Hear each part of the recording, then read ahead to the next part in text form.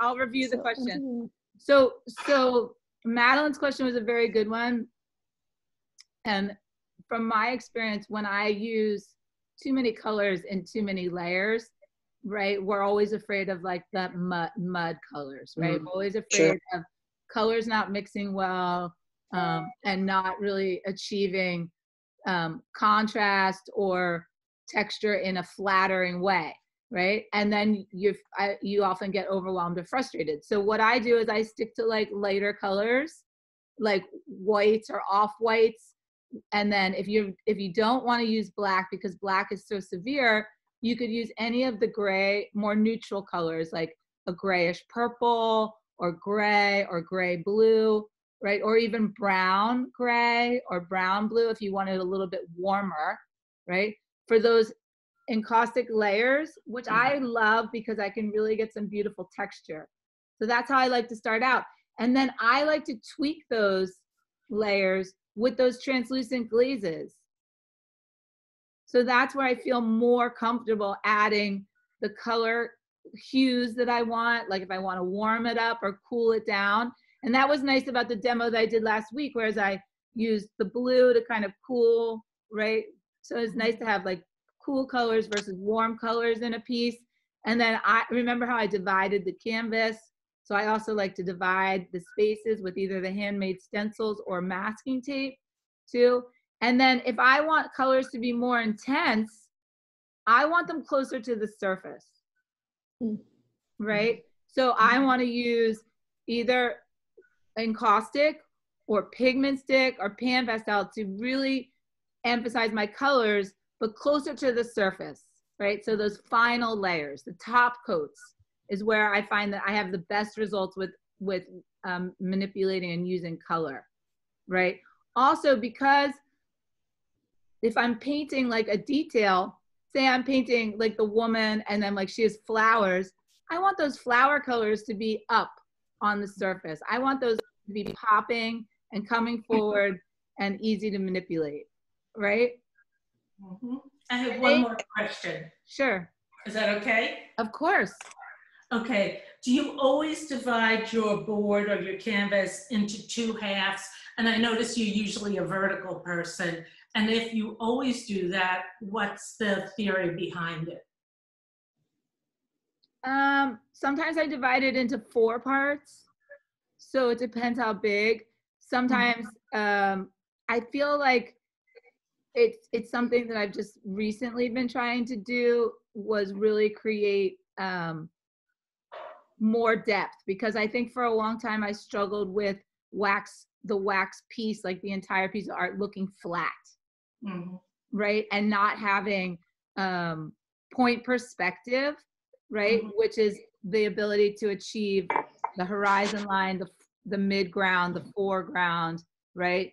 So in order to create more 3-dimensional space, I started to use more masking layers, right? And translucent layers, so that some areas seemed softer and some areas seemed harder, which I was able to create the depth.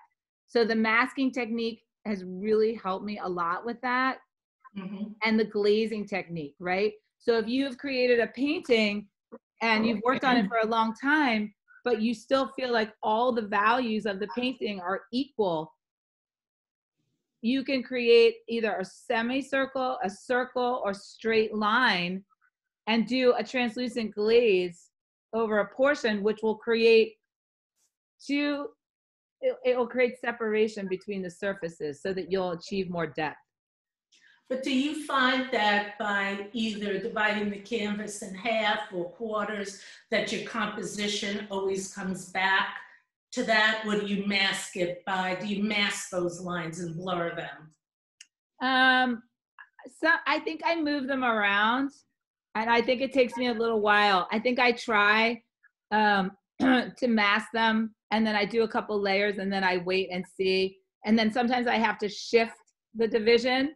So then like I think things emerge as you're painting, right? So that even though I might have started out dividing a piece in half or 3/4, I think I allow it to change. So maybe then I have to figure out, like, maybe it switches from horizontal to vertical. So I don't think I'm dead set on this, on the division of the composition straight from the get-go. I think I kind of allow, right? I start out with an idea and then I allow it to kind of develop and then I change it. Right? Okay. But I think it's a helpful technique in the beginning to really be able to see, right? And plan and sort of plan. But then I think you also can be open to shifting your idea, like shifting the division, right?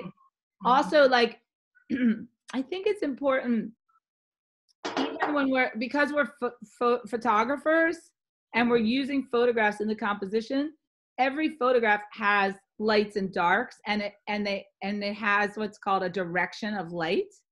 Right. So I think that that's like a helpful tool to stay attached to, right? Is noticing which way the light is coming into the picture, right? And where you can have your lights and darks, and where your reality, like where the reality is, where it was, you can go back to it. You could also throw it to the wind, right? Of course. Of course. So you can be like, I don't like this reality. I'm taking this figure out. I'm creating a new waxy reality. And I don't, you know, but I do think that it's nice to be able to say, oh yeah, but the light, this was the highlight side. Like I can add light here and dark here, which is going to pop my imagery, right? It's going to create that contrast. Because I think everybody wants people to be able to travel through a painting. Exactly. I mean, I really love that. I mean, I've admired and liked super flat work that's like all bright color, one color flat. I mean, but to me, like that just seems so limited. It's like limited. It's keeping the viewer like away. It's not engaging. But that's sort of the then that's the purpose of the work. That's right. Right. I want people to come into my spaces and feel like they're traveling through a garden and you know, becoming intimate with the character, and the character's telling a story, you know, and things are happening in there because things are happening inside of me that I'm trying to share. Right. Me too. Thanks. Thank you. That was a great question. And I know, Bonnie, you had some questions that you were asking me, and I can try to remember them, or you can ask me. Okay. There were some housekeeping issues. Yes. If you have a photo encaustic that you've started and you put a little wax on it and you decide the photo is awful, everything's awful, is there any way to salvage that panel? Can you take, is there any way to take the wax? Yes. Yes. So I think I mentioned that I cleaned my studio in July, like after June, and I finished those 4 big pieces. I just felt like I really had to clean my studio. So part of cleaning my studio was going through my shelves and saying, this piece never made it. Like it's right.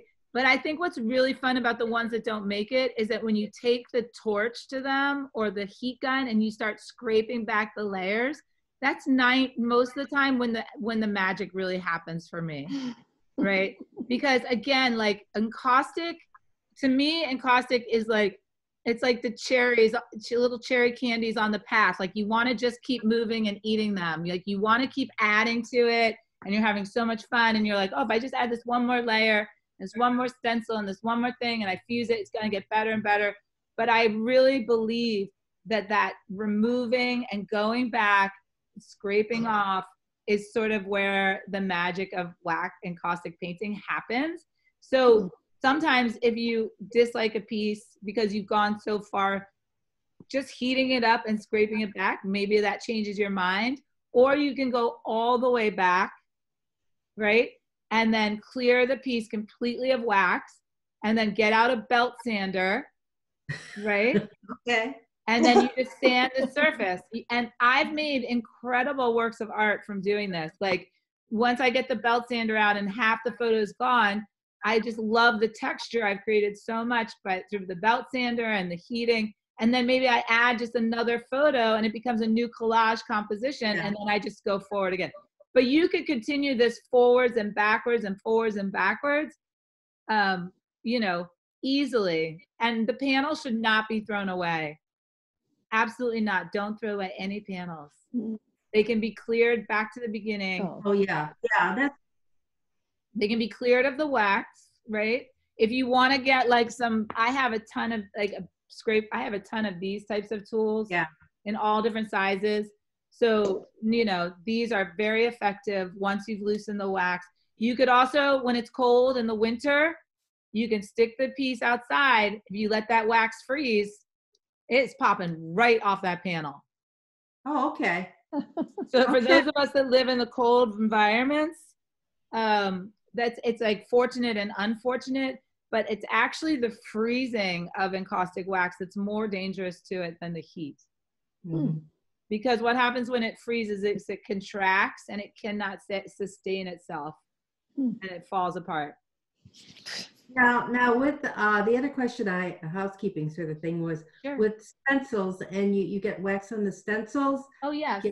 I've ironed it, but it's sort of with a paper towel, but it sort of doesn't work. Do you put the stencils in the freezer? Yes, stencils can go in the freezer, or I put them flat on the hot plate, right? And you could have like little tongs or tweezers, and you just put them on the hot plate like a pancake. You flip them over on the hot plate, and also what's nice is you can paint with that wax too.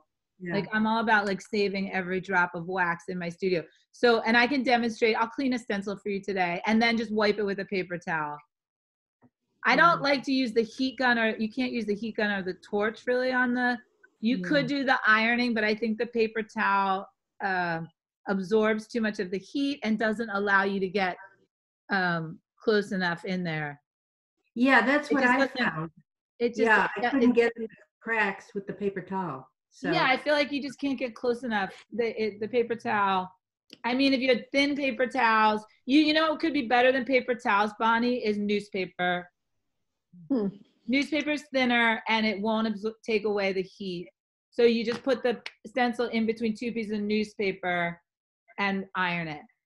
Okay, all right. And then the newspaper will do the same, but it's thinner. I was just curious, how do you sign your pieces in encaustic? Yeah, that's a good question. So I sign everything on the back. I don't put a signature on the front. I sign everything on the back with a Sharpie. And I often will do little collages on the back of the panels. For a long time, I was making these cool labels. I would make these each year I would make a different little collage and I would make a label. But I feel like the back of the panel really, oh, here's one of my old labels here. So this is one of my labels. Oh, that's nice. Yeah, that's really nice. Yeah, so because I always like people to know that the black and white photography is important to me along with the embellishment. So I just make this and then I just Xerox it and make a bunch of copies. And then I sometimes put the name of the series, if this was from a series, and then I signed it, right? I put the date or the year of the work. So then I know too that this label was all from 2009. So everything I made in that year has this label. Oh. And then there's lots of fun stuff you can make about this. I mean, you guys could be making a COVID label for everything that's happening right now.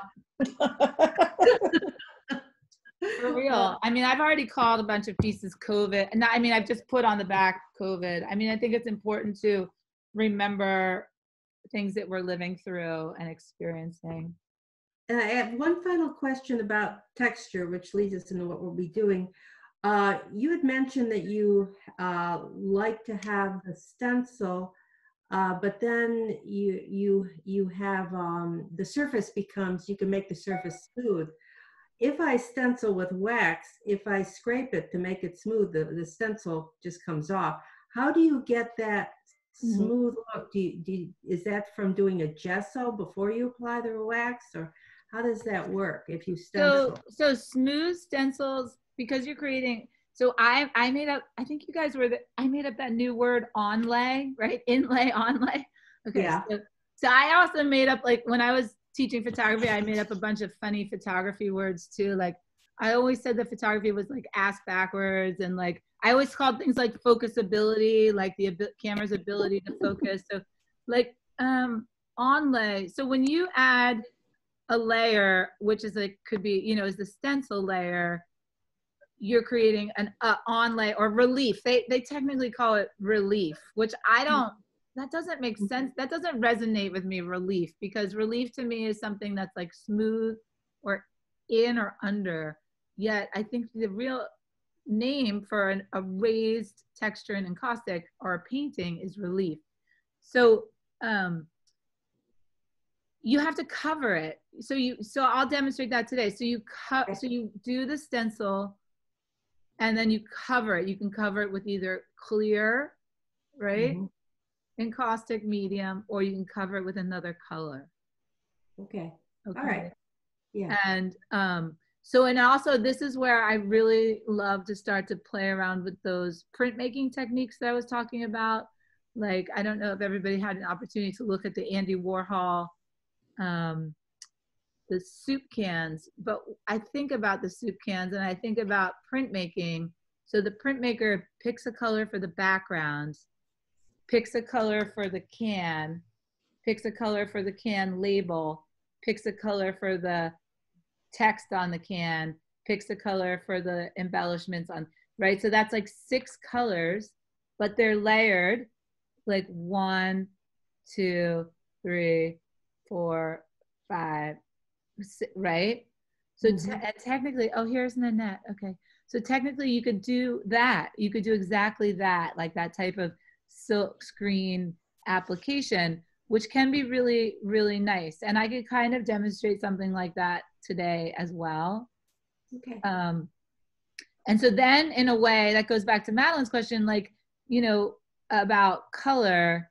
So what color looks good in the back and what color looks good in the front, right? But if you really study those Andy Warhol paintings, his colors were like all over the place. I mean, and that was the thing that was so cool, is that he took like one subject matter and made it in all those colors, right? So that's another thing I encourage you guys to take, like one photo that you like, you know, and make 5 or 6 pieces, you know, and notice like on, you know, this one, at first I added blue, then I added yellow, then I added blue, then I added white, then I added, right? And how is that working out? Like, how are those layers working out? And then what if I switched it up, right?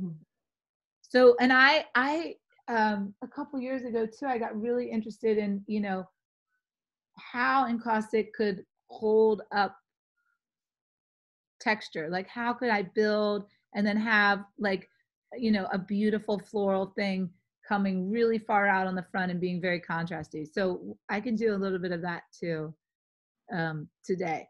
All right, so we're going to talk about stencil. I'm going to demonstrate stencils today. Wait, does anybody else have any other questions? Hi, Nanette. Hi, Nanette. Are you here? Hopefully. Oh, I don't see her. She kind of came on and didn't. Let me see. Also, I moved my other camera. Did you guys see it? I moved it to the back of it, behind me. You guys see it here? It's better. Okay. I think it's going to be better. Is that better? Yeah, much better. Yeah. Okay. So, and that's the piece that I did that black and green on. I kind of painted on it a little bit. Nanette. Yes. Hi. Hi. How are you? I'm good. I'm sorry. I thought I was getting on at 10. It's 10:30 here. Where are you? Oh, I'm in Chicago. Ah, that's okay. I'm sorry. So, well, I'm going to send you the recording. We've just been doing a couple Q&A, and then I'm going to start my demo. Any other questions? Okay. Any other questions right now? Nobody else? Okay. So I'm going to grab a couple things. So I'm going to grab, and you know, I do a variety of texture making tools, right? So the stencils, I also like to use, I have this really wonderful box of fabrics that I use.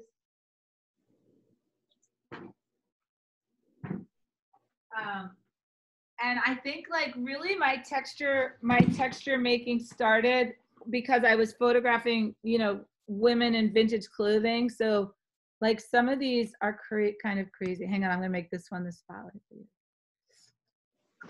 So some of these look kind of crazy, but they actually are kind of, they're really fun. Like this is the bottom ruffle of some old dress. I mean, I buy like, you know, this is lace, right? So it's like a,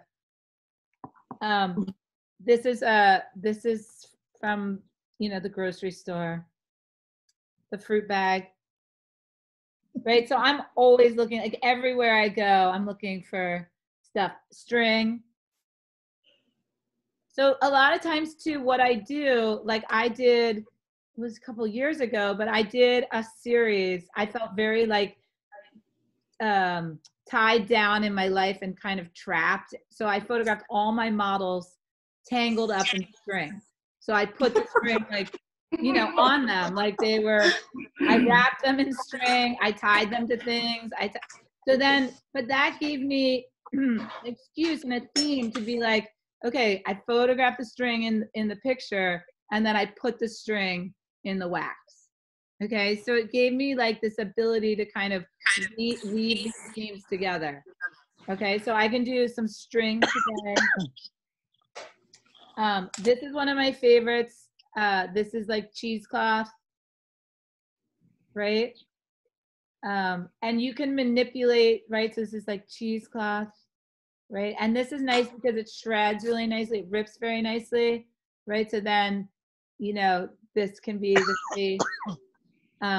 Sometimes these very synthetic, like lace doesn't have to be vintage and expensive.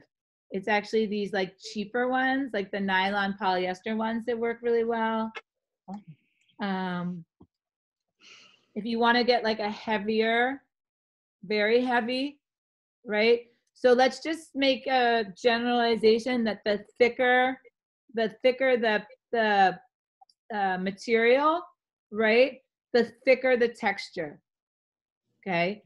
Because in order for the wax to take on something this thick, I have to add a ton of wax, okay? So like something thinner, you know, like this, not so much wax, right? And also the texture that I'm going to be able to achieve with this is going to be light, fine, very light and fine, right? Not going to be able to get very thick with this. Okay, so let's see what else is in here. Other different types of string. Even like, this is fun. This is like, right, all the good old sewing stuff. This is like, I think this is for a seam. I think this is like seaming tape, right? If you're doing a seam, right? So already, and then I'm looking also right now at shape, right? So this shape, this can be triangular, right? Or I can stretch it out and pull it, and it can be more circular, right? Again, it's a woven knot. This is going to be hard. This is more like a straight line, right? So I know that if I use this, I'm going to have to use it in multiple. So I'm going to have to do it multiple times to build anything up. Somebody on Instagram just asked me about my stencils. So this is no joke, but I mean, I probably buy 1 or 2 new stencils a week.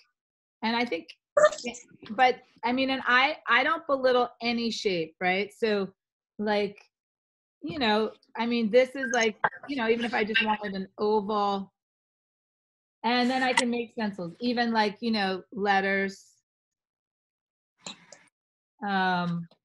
horses, right? I mean, some of these stencils are just circles, right? And flowers, right? Just random things. I don't go so much for like the geometrics, but I mean, I could. I mean, keys. I just think too, like texture is texture. Like this is kind of a cool one, you know, right? Diamonds. And sometimes it's nice to have areas that are sort of just miscellaneous texture because they're, I mean, what does the texture do for you? I think it's entertaining, right? It's joyful for the eye, for visually. It's like you know, we love fireworks and we love texture, and when we see fabrics with texture, we get all engaged in them, right? So textures are fun. So I think I covered. I mean, tooling, I love like this. I mean, you could try stockings. I'm trying to think what else. Oh, I've tried metal stuff too, right? So metal stuff, right? So this is hard because it's bent, but I can flatten it. It's just harder to work with. These are vintage cookie cutters, right? So these would be, again, like making a pattern, right? I could put the wax around. Also, if I wanted to make something very thick, right? I could put this on, right? Close it, and I can fill this up. Right? I can fill this up. So we really have no limitations. That's why we love the wax, of how much relief, how thick the relief is.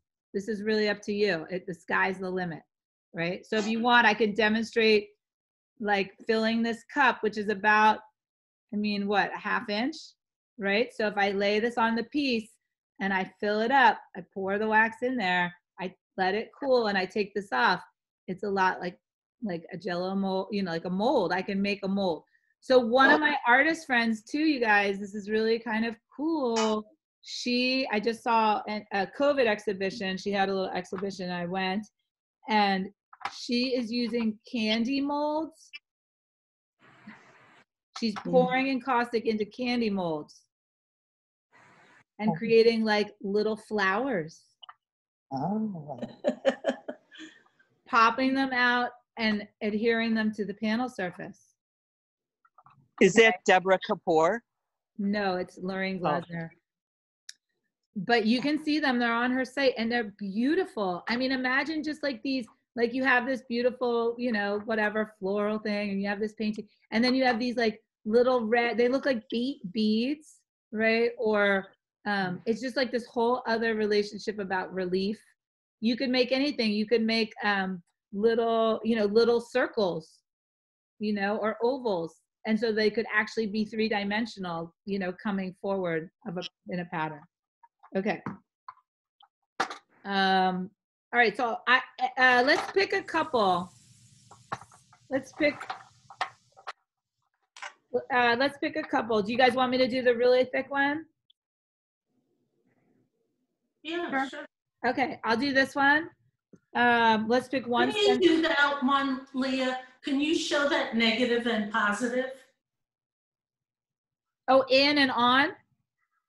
So in other words, in one instance, fill it with the wax. In another instance, put the wax around it.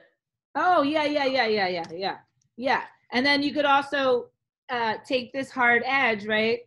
And inlay, right? Cut into the wax, right?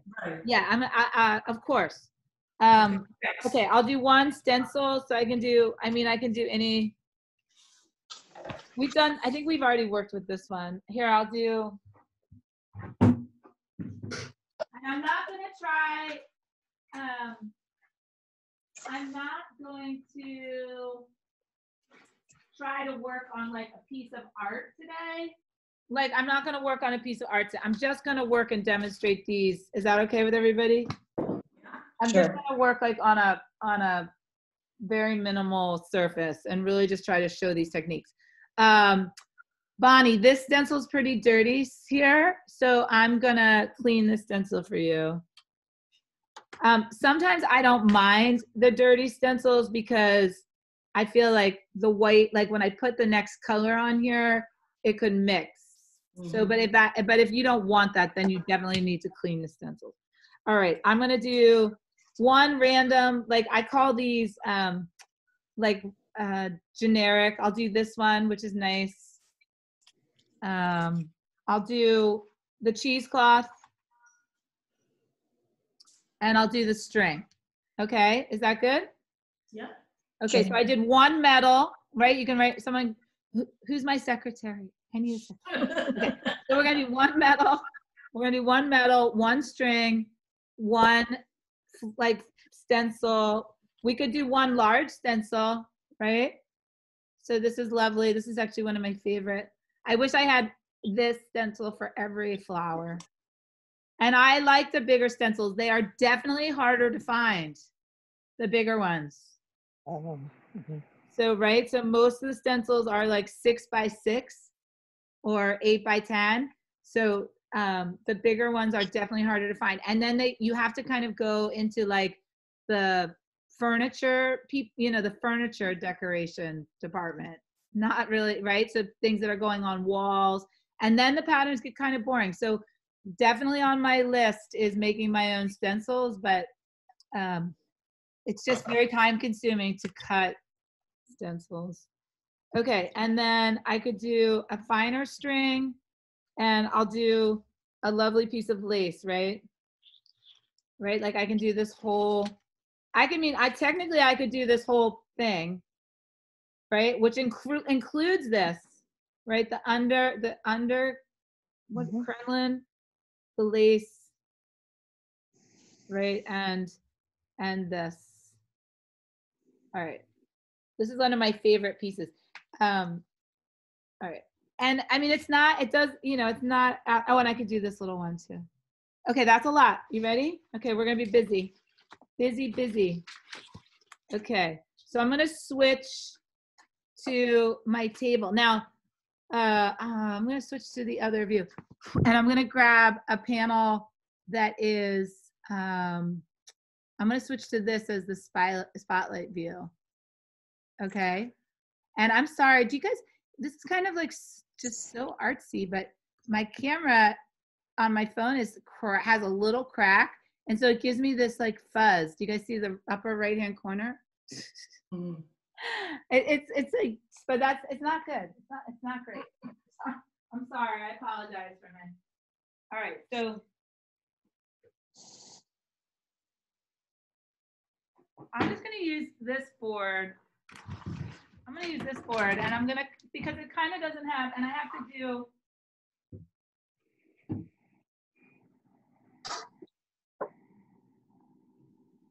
Okay, so how is the overhead? How's the overhead? Good? Good. Yeah. Yes. Good, okay. So I could get a little bit closer. No, but I wanna get a little bit more table. Okay. I just need to switch one pan. I just have to get rid of this. I have to switch one pan. I have 2 hot plates going on here, so I'm just gonna switch one pan. Hang on one second.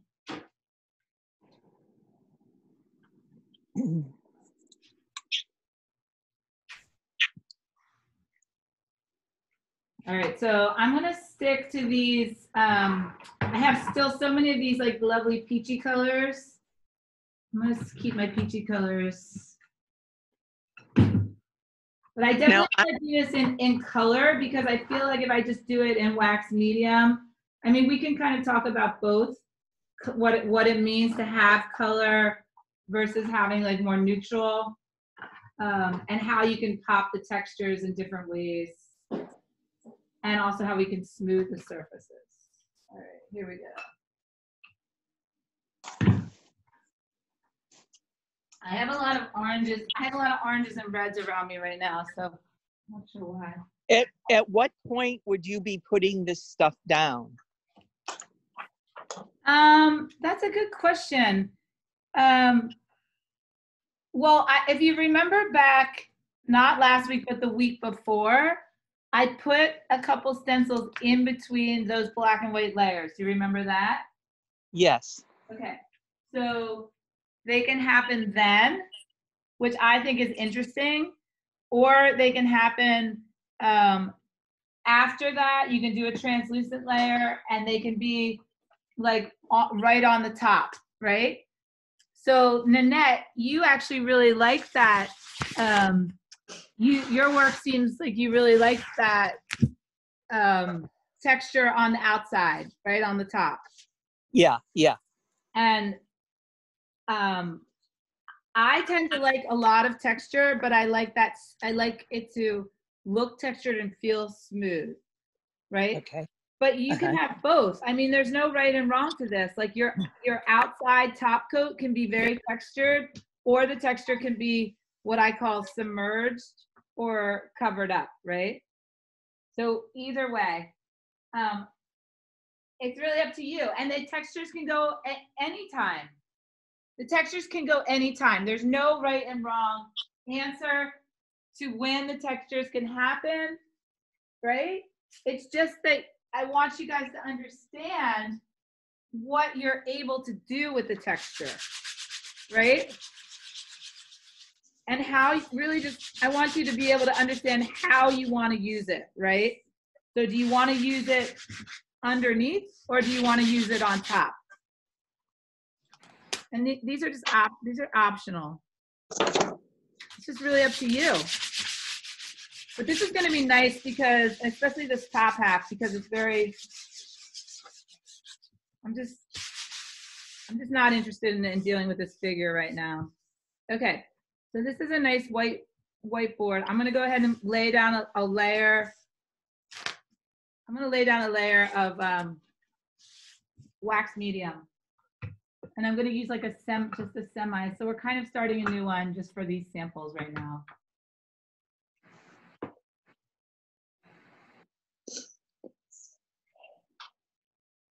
And this undercoating is slightly, because this brush had my mud in it, so this undercoating is slightly. There are a couple things about adding stencils though, and I don't know if you guys have experienced this, but you sort of need a flat surface to get a good stencil, okay? And does anybody know why that is? Because I feel just like the stencil needs to be flat, right? It can't really accept a layer of wax on a bumpy, like you can't really get an accurate transfer of a stencil on a bumpy surface, right? So my first goal is after I do this wax medium layer is going to be to torch it and smooth it, okay? So I'm gonna go ahead and heat it.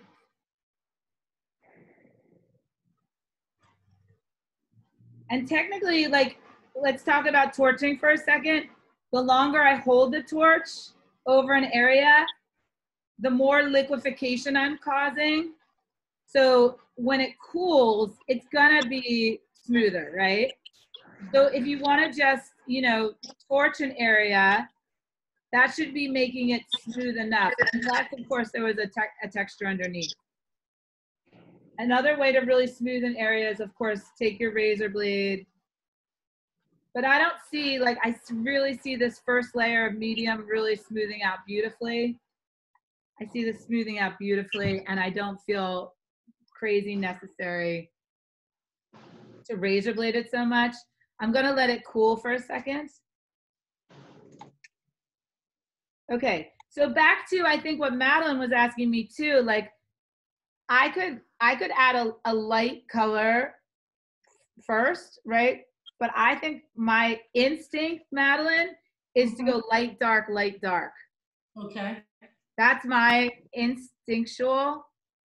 So like a dark color could be a dark blue. It could be a dark red. It could be a purple. It could be a brown, right? But I feel like I like to weave lights and darks. I love the color of your mud there. I know. That's why, you know what? That's why I just love the mud so much, right? And it would be really interesting too to show you, like, this is what white would look like. This is what white would look like on the mud, right? So let's talk about, just because I'm doing this, let's talk about this. So I think this has come up in classes, but this is a pigment stick.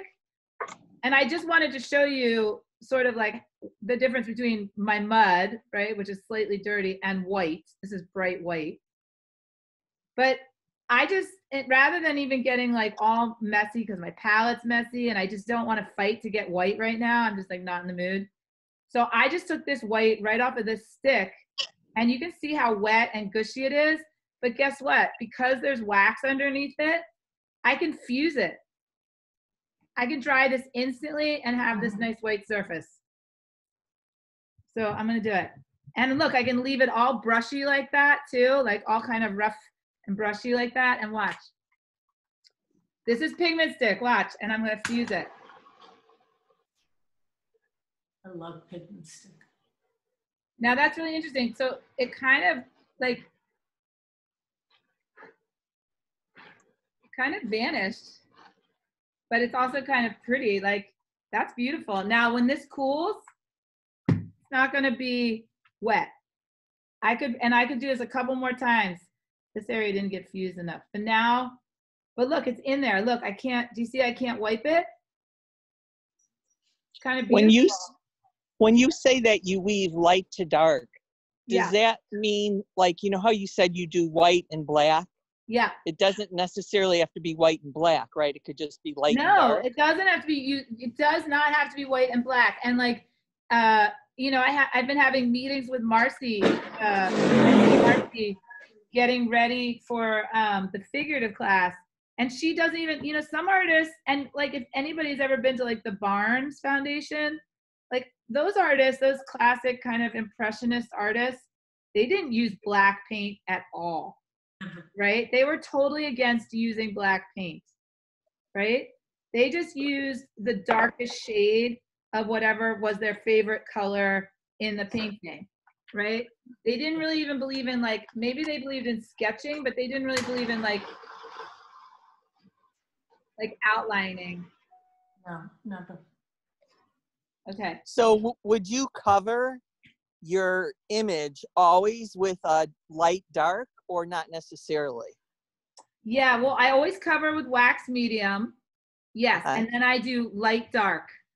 Yes, light dark. And then when I feel like I have enough texture and sort of what I call drama, I create the drama with the light dark. Then I start with those translucent glazes, and then I use the pigment sticks on the surface to kind of hand color and add more detail. So are you covering the complete image with light dark or not necessarily? Sometimes I divide like the piece into different spaces, and yes, but yes, light dark, yeah, light dark kind of all over. So here I'll go, so we just did light, so now I'll do dark. I'm gonna do the cheesecloth first, okay? So what I love about the cheesecloth too is that I can tear it, and do you see how this one has like wax on it? So I'm gonna put it on the hot plate and just kind of warm it up and melt the wax out.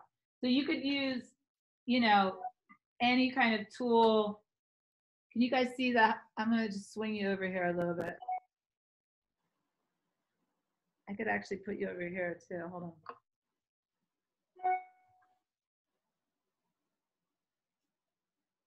So do you see I just put the cheesecloth over here on the edge of this? And it's just I'm just gonna melt the wax. Well, sometimes when I do this, right, and I have like a hot piece of cheesecloth, like I can use this. You know what? I'm thinking about your questions about color, and I hate to say this, but I don't tend to worry that much about the colors of wax that I use, because I know that I'm going to have the ability on the surface layers to change my colors with my pigment sticks, right? So I feel like sometimes in my studio, I might like really love a color and I could use it to get texture, but then I could also decide like at any point later that I just don't love that color anymore. And guess what? I have the ability to really change that color, you know, by covering it with a pan pastel or a pigment stick, or covering it with another coat of encaustic, right? And I think why I like the light darks is just because I love I love, you know, black and white photography. I can think in terms of shadows and highlights, which is sort of part of my training, you know, is really to be able to paint with light. Okay, so I have these two, ooh, you guys are in the, I have these two pieces of cheesecloth here. Did that one just freeze up? Okay, and I'm gonna go over them with a color. So I'll do a dark color. I have a little bit of blue encaustic here. And I'm gonna use a texture brush, right? So we've talked a lot about types of brushes. Oh, look, this is pretty. This is like a purple. I'm gonna add a little bit of medium to it. So if you wanna do stencils and textures, you're definitely gonna use a lot of wax medium because your encaustic paints tend to be stiff, right? So you need to juice them up. You really need to give those encaustic paints some wax medium to get them to stretch out, right? So be lubricated.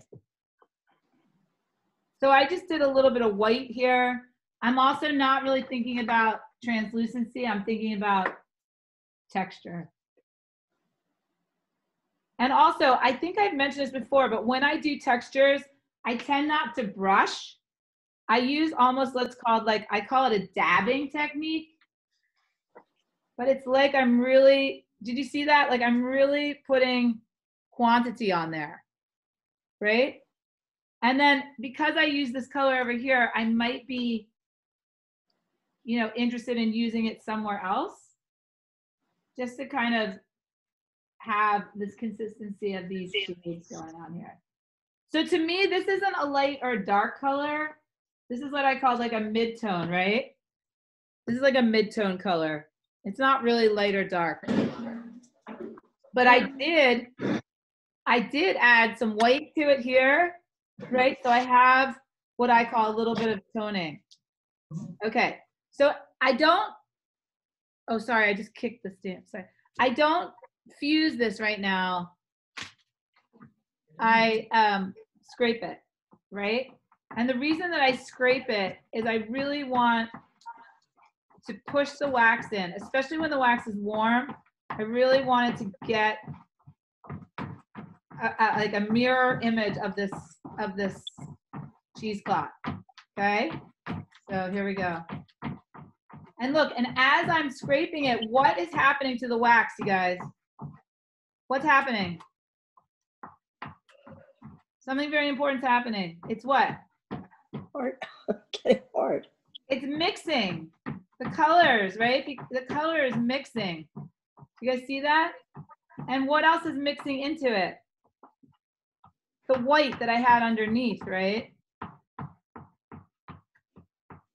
So I think that, do you see that? I think that's kind of cool. So because I was scraping hard with this tool, I actually like kind of disrupted the underneath. Okay, so here we go. I'm taking this off.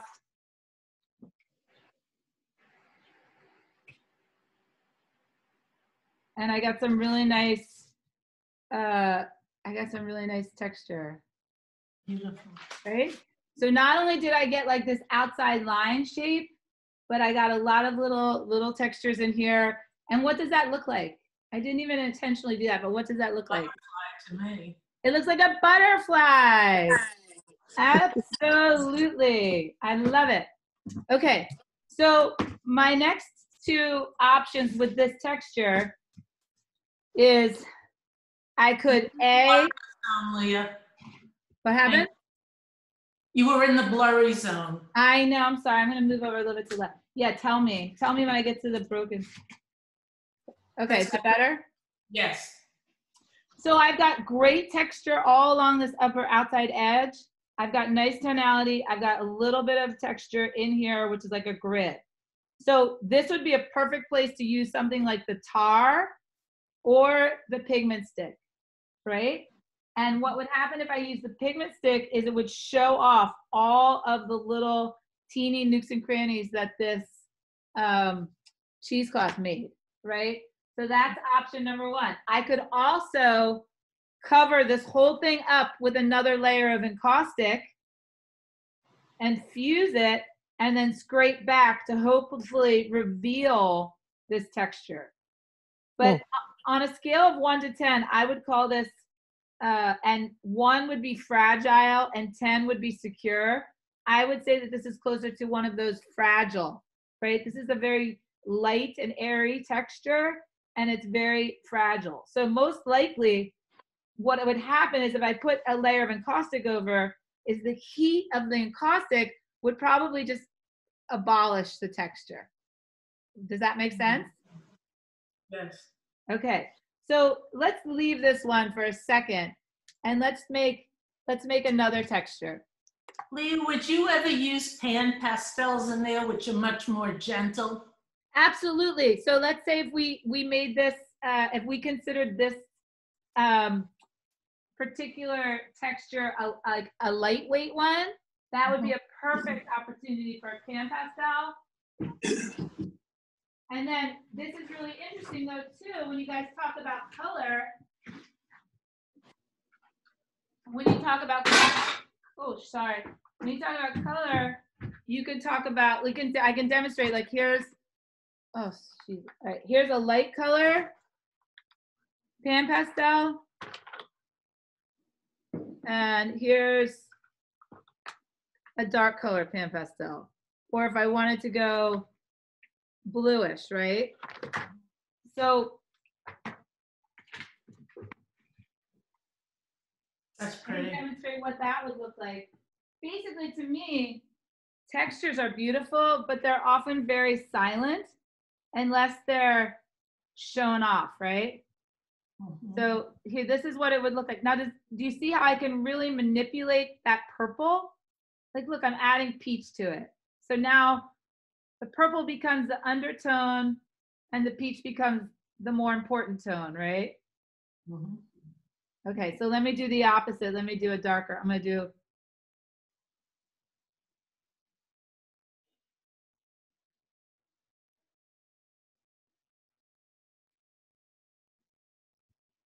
so I think the blue and the purple look beautiful.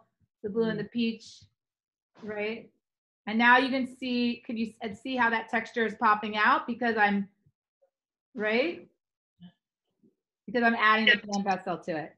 So let me add a pigment stick to it, just for argument's sake. Let me add a pigment stick to it.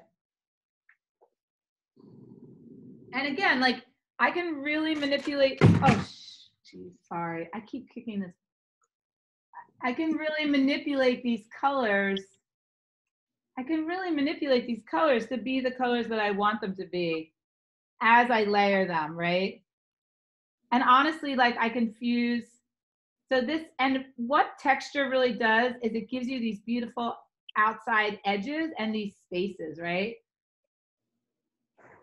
And because I had a light color behind, I can really like, you know, create this contrast between light and dark, right? Because I had a light color underneath. And if I had a dark color underneath, you better believe I'd probably be using a light color encaustic for the texture. All right, and then I can rub this in. I can rub this in with a paper towel, right? And if I wanted to make it thinner, how do I make it thinner? With what? And either an oil extender or vegetable oil, coconut oil, right? But now this is kind of like an interesting, interesting happening, right? All right, so let's move on. That was the cheesecloth. Now, I could also scrape. That's another option I have. I should fuse real quick though. These fragile textures, be very careful about fusing them because they could easily vanish.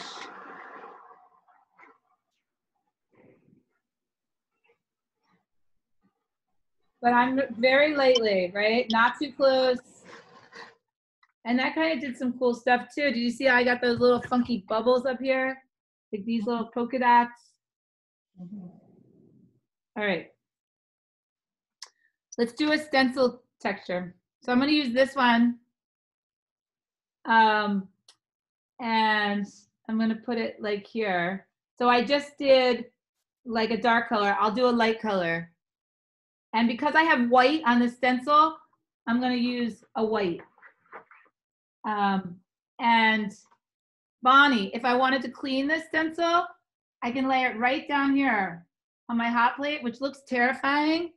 But I feel like most of my stencils are strong enough they don't, as long as I don't forget about them. Like, don't leave it on here. Yeah. You'll be like, okay.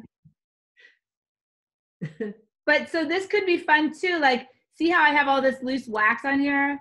I mean, I could easily just.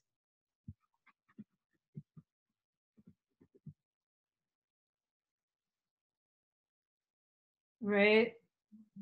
You guys see that?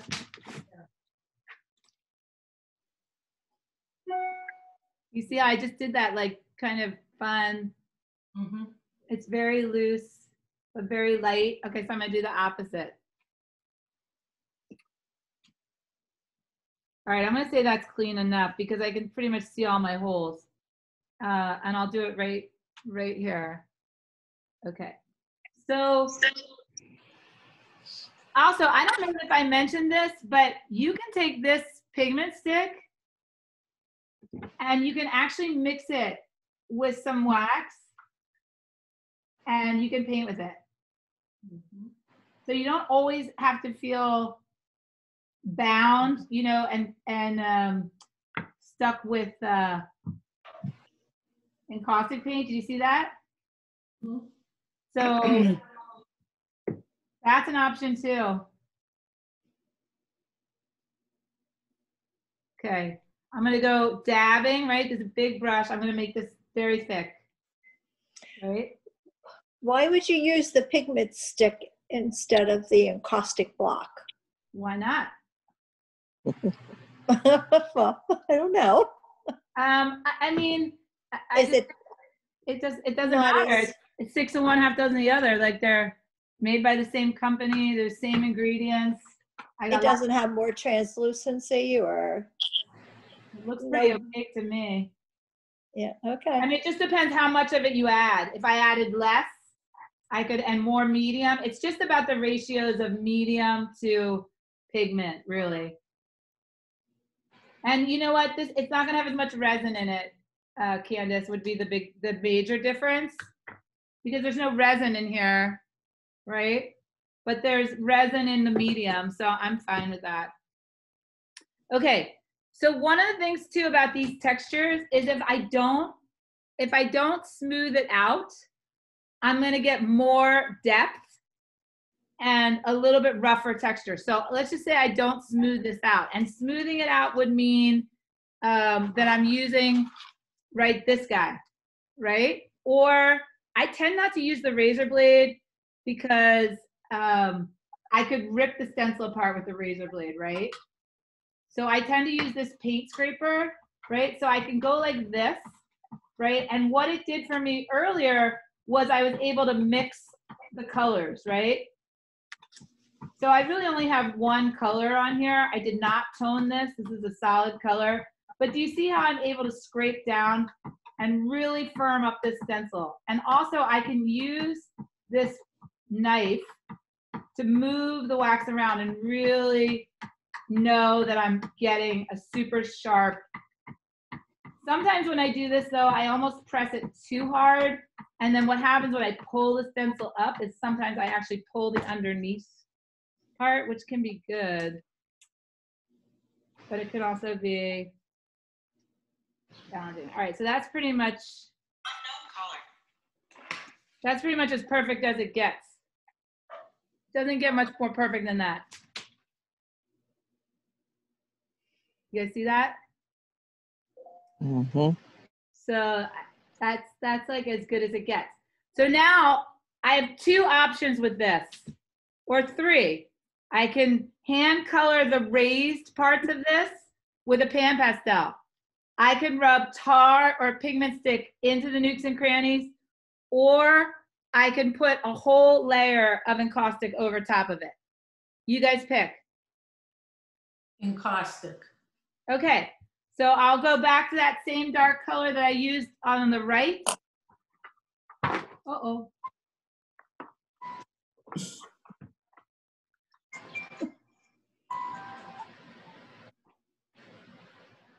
Hey, girl. I'm gonna go to the same purple dark color, right?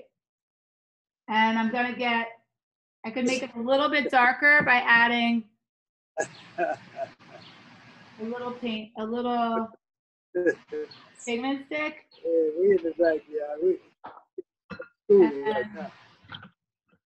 I'm gonna add a lot of wax medium, right? Because I want this to go far. All right, so here I go. Hey, from about 7 in the morning until noon till I go pick him up. Oh, someone's picking somebody up at 7 in the morning. Oh my God. Hey. Leah, Yeah. that stencil is so perfect. I love it. You don't have any idea, or do you remember where you got it? I love this stencil. I will try to look for it, but probably Amazon or Joanne Fabrics. It's weird, but Michael sometimes has good stencils, but Joanne Fabrics is really good. Well, your Joanne must be better than mine. No, I never go there. I only go online. Oh, yeah. All right. Yeah, Joanne Fabrics. Yeah, that's all right. Okay, so this one, you guys, I have to fuse it. All right, do that.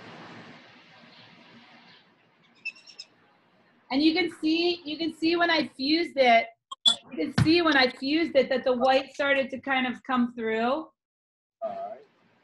Right? Did you see when I fused it? Yeah, just Yeah. keep it up. What's wrong with that? That the white kind of came through, which is nice. Okay, so it's kind of important to let this cool for a second. And then what's gonna happen is when I go and scrape it, what's gonna happen? The purple is gonna go around the white, right? There you go. And fill the nooks and crannies. And the white is gonna start to emerge from, the white's gonna start to come through from the top. Oh, okay. Okay.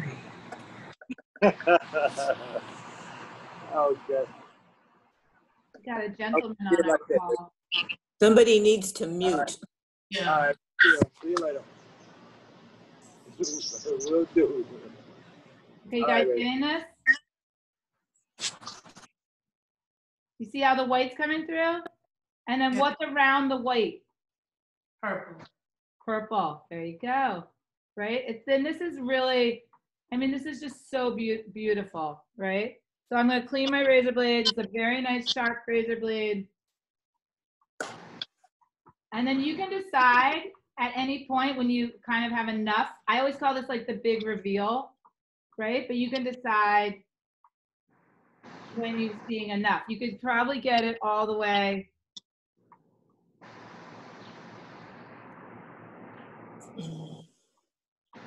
All the way to white, but I like it kind of like blending, right?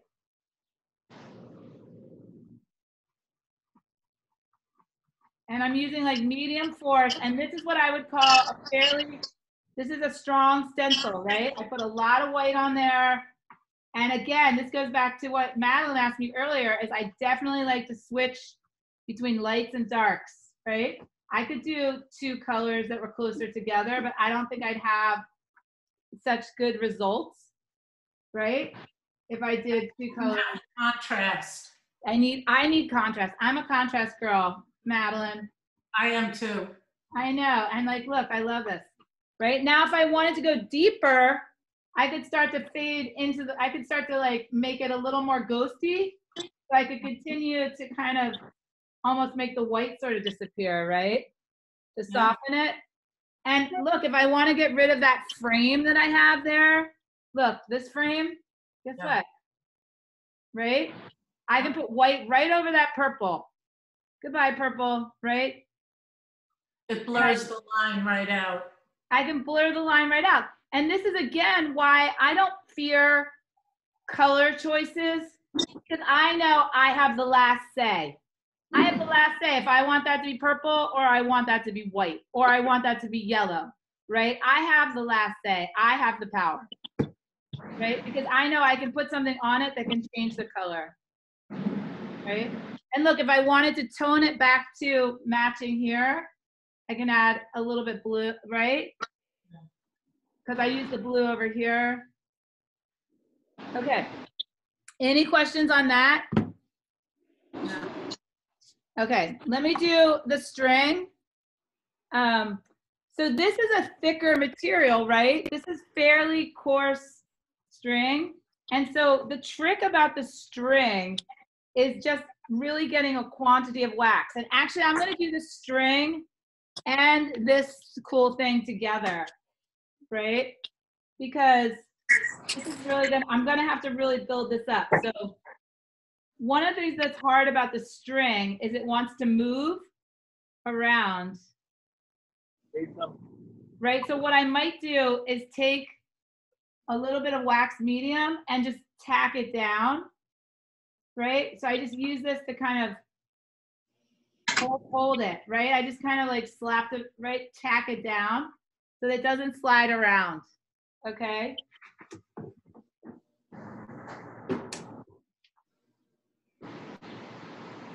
All right, so for this little guy, I'm actually gonna need to pour some wax in there. So I'm actually gonna pick up this wax medium, right? Hold it hot. Hang on one second. I need to grab.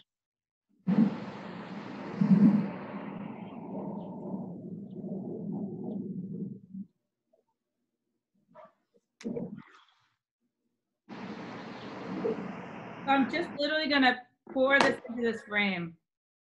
Okay, now it leaked out a little bit on the sides, but I'm not worried about it. I'm just gonna leak out. And then I'm just gonna give it a little bit support here so that it doesn't leak out anymore.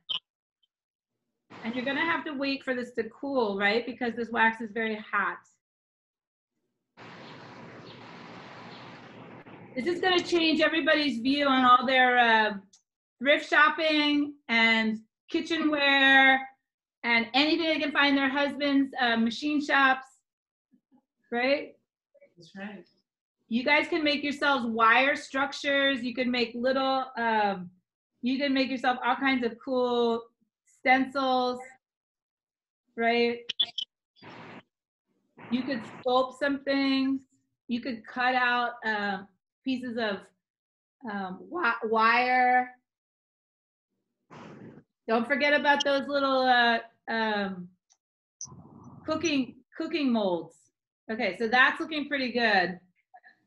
I'm gonna go ahead and use this white that I made earlier. And the thing is, again, like I really have to kind of dab the brush, right? Or I could do the pouring technique, okay? So I love the pouring technique. I think pouring can be really fun. So if I make another space with the rope, like a loop, or I can let the loop be organic, right? I can try to see what happens when I pour in here again. And I'm not using like any color. This is just wax medium.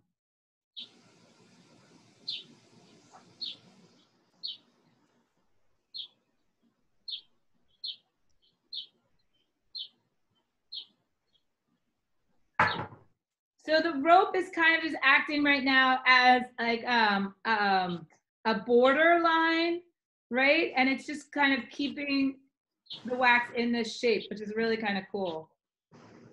And then you have to let this chill. And this is like really no color, you guys. I kind of did it with like what was left over on my hot plate, and I did it mostly with wax medium. So it's kind of like a neutral. I just like sometimes creating these spaces, you know, that have kind of interesting shapes. And this one, of course, because I use the string, is sort of rounded, right? Okay, so I think it's set enough. I can test it. So I'm gonna start to pull the string out. Oh wait, that one's not. It's funny, it looks cooler than it actually is. It's still quite warm.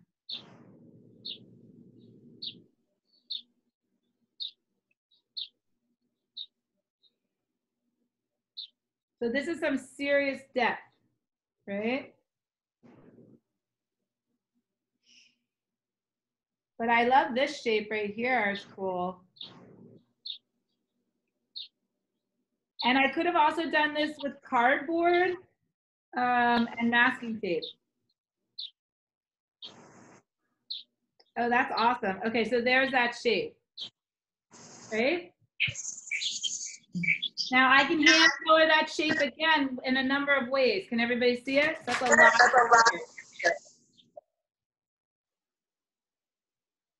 You see it? Yes. Yep. Okay, so that's that outside line, that's that rope. So again, I have two ways that I can handle this now. I could take purple. Why am I, you guys hear? I don't know why I'm reverberating. Okay. So I could take the purple and I could fill all of this space here, right? I could go over it again and really fill that space with purple. So let me do that. I could also do just the top surface, okay? So what I think is really fun about texture is that it gives you a number of opportunities, right? I could just work off of this. Do you guys see that, right? I could just work off the top of here. Right? Or I can work like over it and fill, right? So do you see that? I can work on the top, right? Because I've created all this texture, I can work on the top. Or I can work around the outside edge, okay? So let me do both. And again, like the pan pastel can be blended, right? And I can also fuse it. I can also take a little bit of this top coat off, right? So I can create, do you see that? So I can go kind of backwards and forwards. Again, this is a sort of playful, I just call this sort of a playful addition and subtraction, right?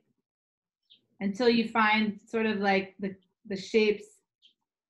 And a lot of times I feel like the wax is kind of doing things for me that I'm not even thinking about, but then when I see them, I'm like, oh, wow, that's really beautiful, you know? All right, so I'm gonna go ahead and fill that outside edge. How you guys doing? Quiet? Good. You okay? Everybody okay? So again, this is gonna use a lot of wax. And I'm gonna try to change that purple up a little bit.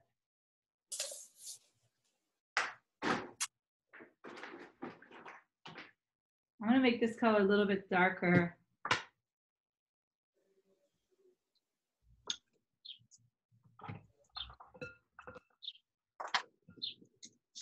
All right, so I'm gonna need quite a bit of this to go and fill the string, right? So now I'm gonna go over it. Do you see how it's like doesn't, I'm gonna have to like really, so I'm filling these textures now, right? I'm filling this string space with wax, right?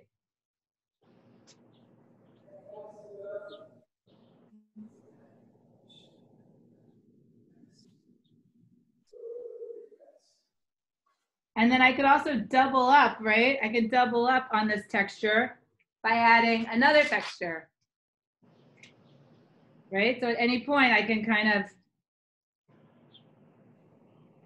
continue this, right?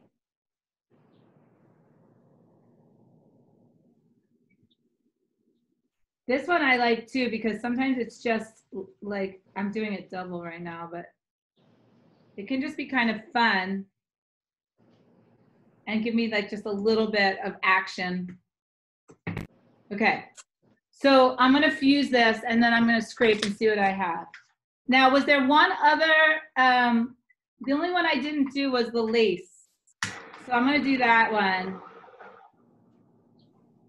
And I'm gonna let this one sit for a second. I'm gonna let this one sit for a second. Madeline, did that answer your question about positive and negative? Wait, you wanted to see inside? Oh, you wanted to see around. I have a question for you. Go for it. The way I'm looking at the painting, on the bottom right-hand side, you had some writing. I had some what? Was that from a letter? So it looked to me like there was writing. Oh yeah, it was from an old letter. From an old letter, which I happen to love that, and you obliterated it. Will you scrape down there to get back to some of that? I'm happy to do that. Was it over here? Was it over here? It was under the over here? Purple. No, bottom right. This is my, wait, this is my right. It's my bottom right. Yeah, over here. Keep going down, down, the other way. More towards your hot plate. Oh, I see over here. Yeah. Yeah, I mean, yeah, sure, look. And what does that do? I mean, that's beautiful, right? Yeah, I think it is a lot of interest. Right, it totally, right. So there's so much going on between like there and here. Love that. Right? Yeah. And you know what could be cool too is this is how I think of things like this is I think like, okay, that writing is behind all this wax. Right. But like, what if I like brought it back into play? Like, what if I brought it back into play by kind of like, you know, writing in this layer? You know what I'm saying? Yeah, I like so that. These things are kind of like weaving together. So see, I have all of this thick wax and I just kind of put some text in there and then kind of plays with that thread, right? Of like under, over, like that weaving, right? That weaving. So look, I'm taking the black or dark, this is actually like Payne's gray, it's like one of my favorite colors. Me too.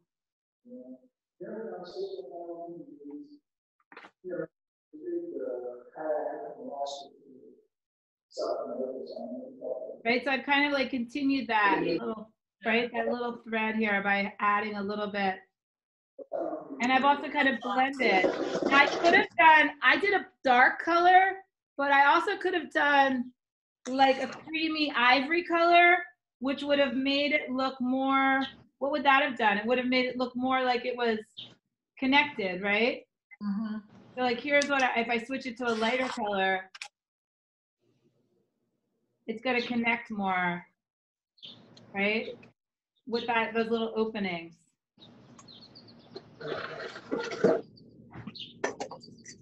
And again, like I always try to like blend, right? So blend, and then I could blend a little bit more by scraping off too. Kind of, right? Like kind of just not too hard, so it looks more organic. That's awesome. Right, so that's like a nice little kind of area right there that worked out. Beautiful. Okay, so let me do, you wanted me to do outside of this shape. So let me do outside. I'm just gonna use like this kind of, so outside of this shape would look like this, where I hold the shape down and I just try to go up against the outside edge, right? And that's nice too. That's like frame, now I'm framing an area.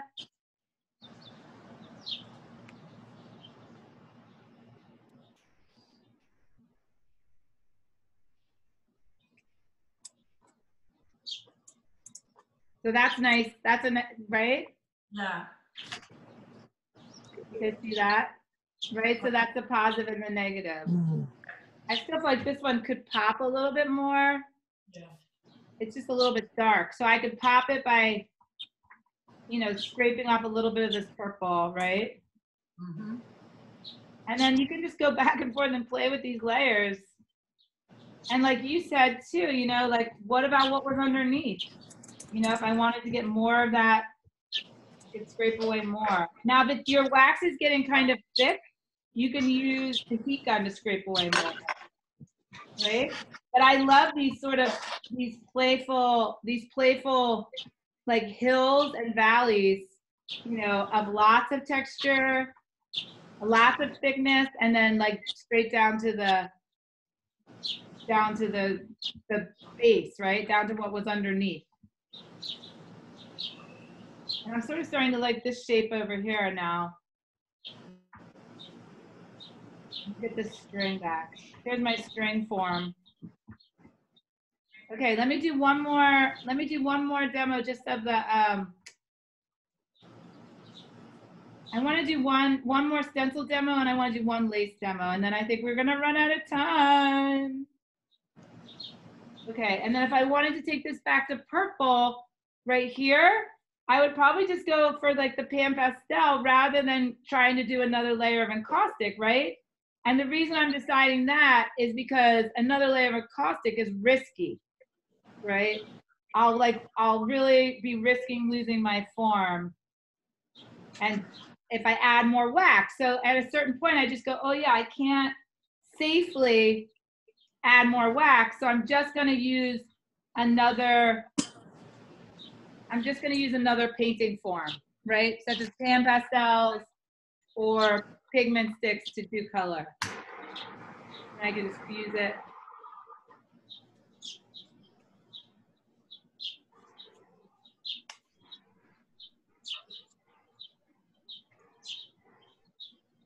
All right, so I'm gonna put this last demo here with the lace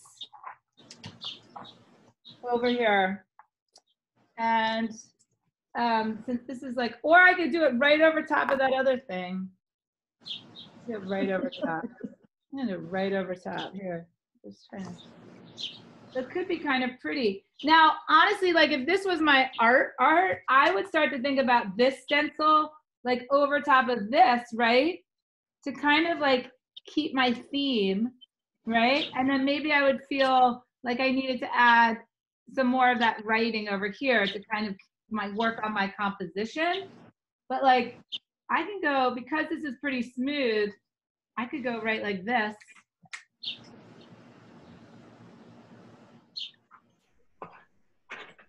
How much white in here? Let's see. And even if it's just a little bit, oh, it's so dark. Wait, hang on, I have to get this lighter.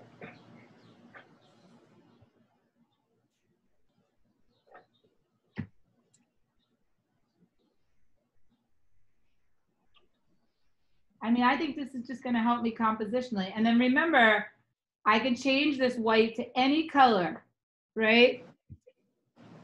Using just like a white or a light color or a neutral color, I can change it to any color. I could take it to red, orange, yellow, green, whatever color I felt like, right? So just compositionally, I think that that's prettier, right? Right, so I really start to like this over that, right? And because it goes back to like something else that I had before. Oh, now, okay. And I really like this coming through this circle, right? So I like that this is solid. And look, if I put, you can really start to feel these layers, right? And the weaving starts to happen.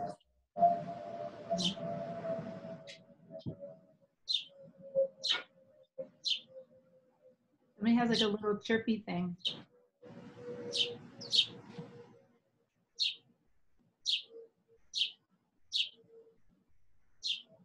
Okay.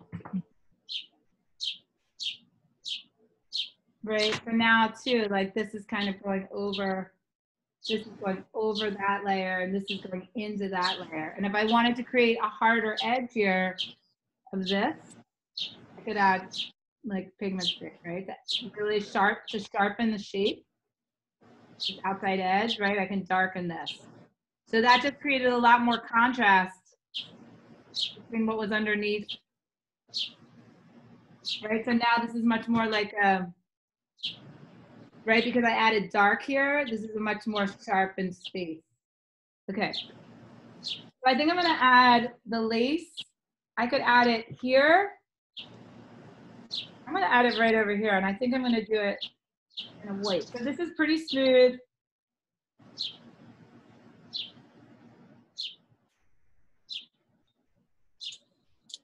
I'm gonna lay it here. Hold on, my stand is. And I'm gonna go for it. So I could technically too, I'm just gonna go for it all the way over here.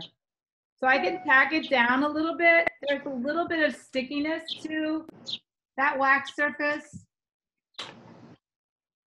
And I'm gonna warm this up a little bit. I'm gonna add a little bit of a red to it. I'm just gonna add a little bit of a red to the purple family. So we'll just add a little bit of warmth. A little bit of love, a little bit of red lovey here. And a little pinky stuff. And this is like a fine texture, you guys, right? This is a fine texture. I could do quickly that. And I'm gonna mix it with a little bit of mud. Again, I'm gonna wait. I'm just kind of dabbing it on. I really want this outside edge though. This is what I'm the most interested in, is this outside edge here. And because I use this pinky color, I'm gonna put it somewhere else, right? What color is your red? This one, I have no idea. This is, oh, you know where this came from? It's actually came from Encaustico's, sells like a 99, it's a really cool kit. They're all, Nanette, they're all this size, which is a really nice size because it's not too big and they're not too, you get like 99 in a box and they're all different colors. Everyone's a different color and they're all small. I can send you a link to that box. I mean, I don't think they give me the names of the colors on the box. I have the box here, but I'll look into that for you, okay? Okay. Okay, so here's my lace pattern, right? And again, oh, it's just as beautiful, right? It's beautiful. So it's got a little bit, really this outside line is lovely.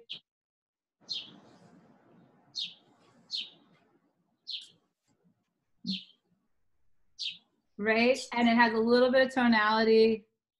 I'm trying to figure out the lighting is best. And it sat beautifully. So I can shade this now with either a pigment stick. I can kind of go into like this outside line and sort of paint it. All right, you guys, I have time for one more. What's it gonna be? We did the lace, we did the stencils. We did the positive and negative space of the metal thing. We did a little pouring. I have in my pile, I have the little pieces of lace. I have that thick burlap. What do you guys think? Burlap. You want me to do the burlap? Yeah. Okay, so this is a good piece right here. This is a good piece right here, right? And then what you can do is you can, because it's just a simple weave, you can pull it apart a little bit, right? You see how I'm pulling it apart? Mm-hmm. So you can really manipulate it. You could also split it, right? And you could manipulate it too with shape, right? Like you could cut it out. You know what I'm saying? So like you could remove a circle in the center, right? So you can manipulate, I mean, you can manipulate any of these things, but did you see how I just did that? And I'm also can leave these extra strings hanging out, right? All right, so I'm gonna put it, I need a nice flat surface. I'm gonna go over here, like here, and then I could spread it a little bit more so it's not quite so literal, right? So now it's like a more interesting shape, right? Okay, and then who wants to pick a color? Light or dark? Or we could go like in another red tone, or we could go blue. We could go, what do you think? We could go like a light grayish green. You wanna go green? What do you think? I think green would be pretty. Green, because do you see this? Do you see this? This was my mud color. And That was my honestly, favorite color. Yeah. honestly, like I didn't see green in that color at all, you guys. But now it's kind of looking like this. Let's use this color. This is, right? Yeah. That's See perfect. that? That's so pretty, right? I love this color. All right, so we're gonna put it right into, I'm just gonna put it right on the palette, right with the other colors. And this is mud, so this is gonna be fairly translucent, but I think it's gonna be perfect. Sorry, I keep hitting my, okay.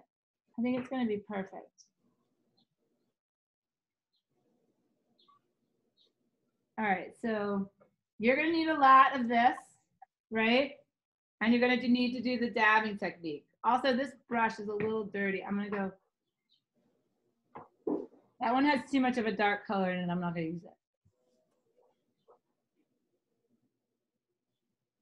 So now my green turned a little bit purple. So I'm gonna go and add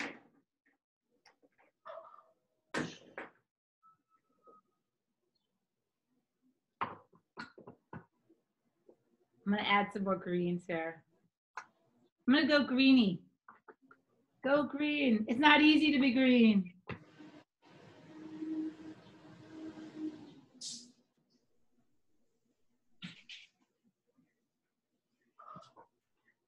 So I really have to fill these holes. Nanette, the hardest thing about the burlap is really filling the holes, right? And this is like, you just have to cover it, right? And don't fuse it yet. And look, I'm gonna add a little bit more of that green over here. Okay, so I think it's good. Let's see. Now, if I wanted to make this more secure, I'm gonna scrape it.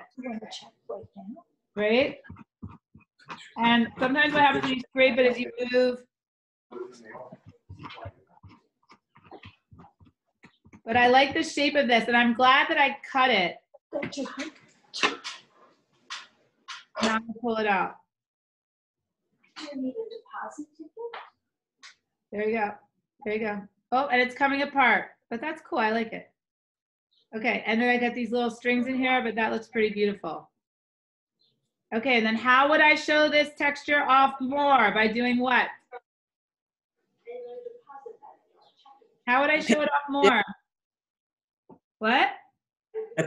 Stick. Either, right, pigment stick or pan pastel, right? Mm-hmm. Okay, and if you want to fuse it lightly, but look how cool this, you guys see in this texture? Look at this one. Look at just this little piece that broke off up here. It's so fun, right? You see this little guy? The break off? Like a little, you see the break off up here? Mm-hmm. It's really cool. Now we lost Madeline's letter that she liked, but guess what? We know where it is, right? Oh no, it's over here, sorry. But there's no letter under here. We could add one though. All right, so let me fuse this and then let's do a wrap up. So, oh wait, let me add something to this.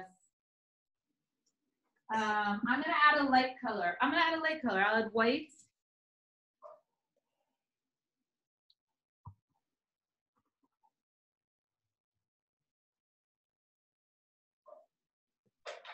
So that really shows it off, right? Mm-hmm. And you can just stay right on the top, right? By just running your fingers right on the top. You can go right around the outside edge, right? And if you want to get in there, you've got to get the oil or the extender. If you really want to get in the nooks and crannies, you've got to get an extender, right? Because the pigment stick is not fine enough. I'm just going to use this oil right now, right? But if you really want to get in here, you've got to get, you know, either the extender, the vegetable oil, right, to thin the pigment stick out to get in there. And then what's my last little thing I can do too? What's the last little thing I can do to this texture? That's looking nice though. Look at that. Look at this. And this is what I really love. When the pigment stick goes into like these tiny little holes, right? It's like this whole other sort of magical, unseen universe emerges, right? Mhm. And that really neat, you really got to add that, that extender, right? So that the pigment stick really spreads out and goes into those tiny little spaces. I think that's when the beauty really happens, right? All right, so what's the next thing I could do for all of these raised surfaces? What's the last little grand show off, right? I can pop them with what? These little chunks. With what? A color, right? If I wanted to add a color, I can use a different color. I can use a pigment stick, right? Or a pan pastel, because these are all very raised surfaces. So look, do you see what I'm doing now? Can you see?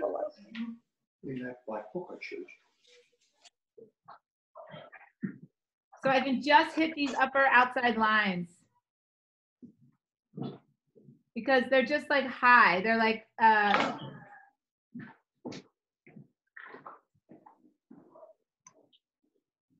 okay. I'm gonna have to run, you guys, but any questions? I think you'll have to watch this video a few times, huh? Yeah. I'll send you the recording. But wait, let me get close. Yes. That's the Really burlap. beautiful. Yeah, beautiful, right? And honestly, like the shapes that we made were really cool. Like I loved the butterfly shape we made, and I love the like kind of U we made by cutting the, right? And there's so many colors in here. I could add a little bit too of, you know, you can really go nuts. Look, I added like, right? You can really go nuts. Even just that little bit of purple there is pretty with the pan pastel. Leah, thank you so much. It was You guys wonderful. are awesome. Thank you. You guys are awesome. Thank So you. listen, if everybody could send me in the next week, I'll email you guys all the YouTube from today. But if you guys all send me your favorite piece from the last 3 classes, maybe with a little bit of this texture added onto those final translucent glazing layers, make one area really pop. I'm gonna post everybody in the class. So if everybody could send me their favorite one. And also if anybody has questions from today, please feel free to email me.